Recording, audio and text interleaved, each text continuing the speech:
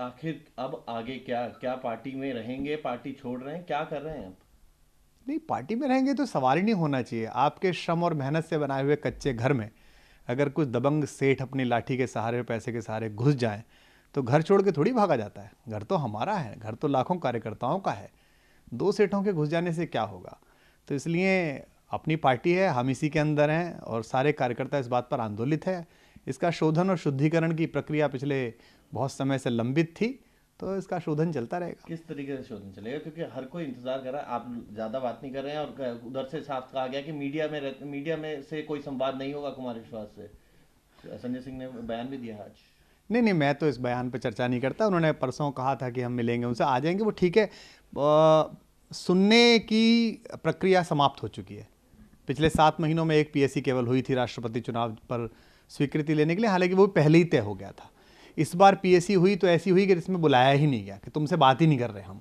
उसके बाद सूचना तक भी किसी में नहीं होती है। नागालैंड लड़ेंगे, मेघालय लड़ेंगे, वहाँ नहीं लड़ेंगे, गुजरात में लड़ेंगे, ये सब एक व्हाट्सएप के ग्रुप में तय हो जाता है। तो मुझे लगता है कि ये प्रक्रियाएं समाप्त होनी चाहिए और इस पर चर्चा लगातार मैं करता रहा हूं। कार्यकर्ताओं की पार्टी है, कार्यकर्ता कॉल लेंगे। लेकिन फिर मैं दोबारा कह रहा हूं कि पिछले 1 वर्ष से जो योजना है कि कुमार को हम इतना अपमानित करें, इतना दंडित करें, इतना उसके खिलाफ मडस्लेजिंग करें, उसके खिलाफ ट्वीट कराएं, गंदगी फैलवाएं, अपने पालित और पोषित वेतन भोगी छोटे छोटे बच्चे, जिन्हें मैंने बच्चों की तरह पाला है, छोटे भाइयों की तरह पाला है, उनसे मेरे खिलाफ गंदगी कराएं। लेकिन अन्ना के आंदोलन में, अन्ना के आप्त वचनों में अंतिम वचन यही था, अपमान पीने की क्षमता। जो इस जहर को पिएगा वो इस पूरे समुद्र मंथन का शंकर बनेगा।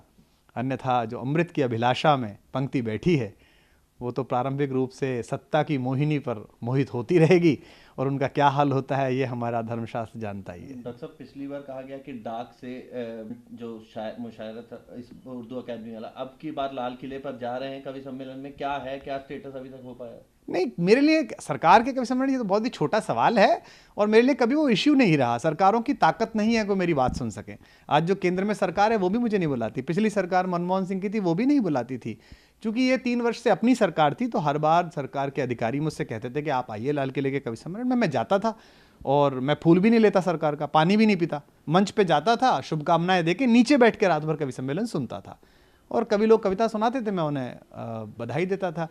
लेकिन इस बार लगता है कि शायद सरकार की हिम्मत नहीं है कि वो मुझे दर्शकों में भी झेल सके। तो अच्छा, इससे एक बात तय हो गया कि मैं सत्य की राह पर हूं, और सत्य उनके लिए है। रोमा रोला ने कहा है, सत्य उनके लिए है जिनमें उसे सहन करने की ताकत हो। तो अगर किसी में सत्य सुनने की और सहन करने की हिम्मत नहीं है तो नजरें वो बचाए, मैं क्यों बचाऊं? मैं तो बिना लाल किले के लोगों के दिल के लाल किले पे काबिज हूँ, वहाँ कविता पढ़ता रहता हूँ। जनवरी में लगभग 6-7 जगह आमंत्रित हूँ, उदयपुर, मुंबई, रायगढ़, रायपुर, सब जगह जाके कविताएं सुनाऊंगा, और वो मेरा काम है, वो मेरी वृत्ति है। तो मतलब राज्यसभा तो आपने कहा सेठ लोग चले गए हैं, लेकिन राजस्थान की जिम्मेदारी आप पर है अभी भी, क्या वो जारी रहेगी, किस तरीके नहीं, से? मैंने वो पिछले इंटरव्यू में अपने को बता दिया था कि राजस्थान में इस बात की संभावनाओं से कैसे इनकार किया जा सकता है कि चुनाव से 1 महीना पहले हमारी पार्टी का सर्वोच्च नेतृत्व कह दे कि जो बीजेपी को हरा रहा है उसको वोट दे दो, जो कांग्रेस को हरा रहा है उसको वोट दे दो। तो जहां चर्चाएं नहीं होती हैं, जहां किसी एक व्यक्ति की इच्छा अनिच्छा पे चीजें निर्णय हो जाती हैं, वह राजस्थान के लाखों कार्यकर्ता और करोड़ों जो वहां के लोग हैं, नागरिक हैं, उनकी आकांक्षाओं को बलि कैसे चढ़ा दूं? राजस्थान पे आज तक खाता नहीं खुला है। पिछले 7 महीने से हम प्रयासरत हैं कि हमें बैंक खाता तो ऑपरेट करने दीजिए। लगातार मेल करते हैं, बैंक खाता ऑपरेट नहीं हुआ। हम वहाँ जीते 50 सीट, किसी ने एंडोर्स नहीं किया। तो मैं, चूंकि हरियाणा से राजस्थान लगा हुआ है, तो मुझे पूरी आशा और विश्वास है कि अजगर वाले गुप्ता जी जो हैं वो वहाँ निश्चित रूप से प्रचार करेंगे, काम संभालेंगे, और 2018 में पूरी पार्टी को वहाँ शपथ ग्रहण के लिए आमंत्रित करेंगे। मेरी शुभकामनाएं हैं। डॉक्टर साहब, बहुत सारे जो चाहते हैं कि अब आगे क्या, क्योंकि अभी संवाद आप कह रहे हैं कि अब सुनने की बात जो है वो खत्म हो चुकी है, इधर से आप राजस्थान की भी स्थिति क्लियर कर रहे देखिए, हैं। समय काल जो है ना, वो सबका न्याय करता है। किसी को भी अहंकार हो जाए कि हमने अपने हिसाब से चीजें चला ली, ऐसा होता नहीं है।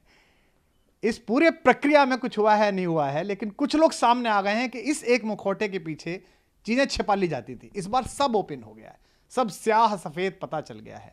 तो नहीं, हम में कोई अनबन नहीं है, बस इतना है कि अब वो मन नहीं है।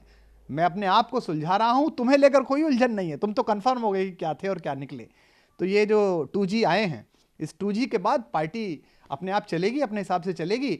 और मैं पूरा आश्वस्त पहले भी कर चुका हूं कि किसी भी आपके गलत निर्णय पर, किसी भी आपके गलत संवाद पर, किसी भी आपके गलत बयान पर आपको जब भी सही सच सुनने की आकांक्षा होगी तो मैं वहाँ हाजिर होऊंगा, अन्यथा आपके पास तो पूरा अधिकार है कि आप अच्छा अच्छा सुने। जय महाराज, जय शोभन, जय दरबार, जिंदाबाद जिंदाबाद, सुनने का अभ्यास है, सुनते रहिएगा। इन सब के बाद भी पार्टी चलेगी आपको लगता है?